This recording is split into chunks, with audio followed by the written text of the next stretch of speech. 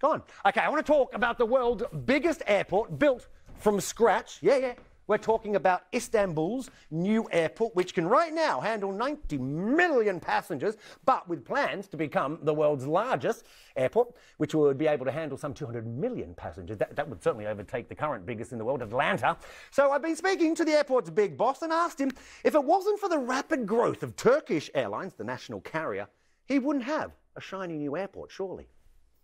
Turkey has been investing very heavily in the aviation sector and the infrastructure in the last 10-15 years. And during those years, we developed a lot of airports.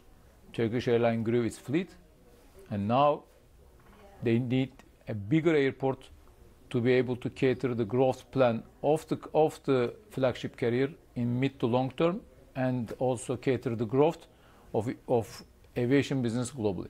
Going forward, doesn't that represent a little bit of a problem for you? For you to continue growing that airport, you are relying, I'd imagine, on Turkish Airlines' continued growth, but you don't necessarily have a control in that airline. This infrastructure and superstructure was not planned solely for benefit of the Turkish airline. The availability of new slots, new superstructure and infrastructure will attract a lot of new airlines to Istanbul. They will bring us Chinese, Indian, a lot of other global citizens to come to Turkey for tourism purpose or for business purpose, or to use my airport transferring to a final destination. That's why this infrastructure is a global asset, primarily benefiting Turkish Airlines will benefit, but also a lot of new names we will see in time using Istanbul Airport. So right now today, your airport can carry 90 million passengers a year. You want to go to 200 million a year, become the biggest airport. Where are they coming from? How are you going to fill that? The sector has the very secular growth in the last 40 years. Look at the graph. It's going always up.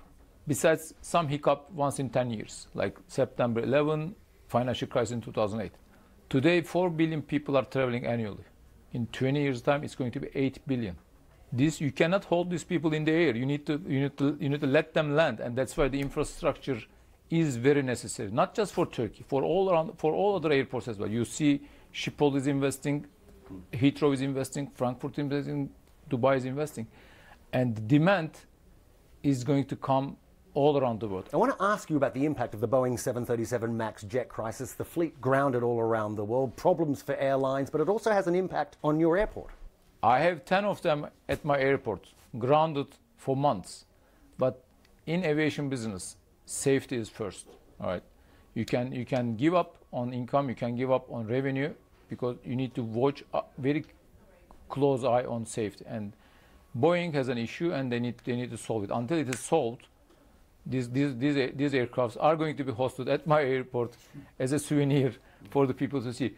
But Turkish Airlines and us are suffering because this supply is unutilized. And I'm just hoping that this issue is going to be resolved soon in a very positive way for the airlines and also for the airports. Just briefly in numbers, what are you losing out on in numbers in terms of takeoffs, landings, passenger numbers? More or less, I can say 70 air traffic move per day, and on average, in total 3 million passengers per year. Wow. Okay,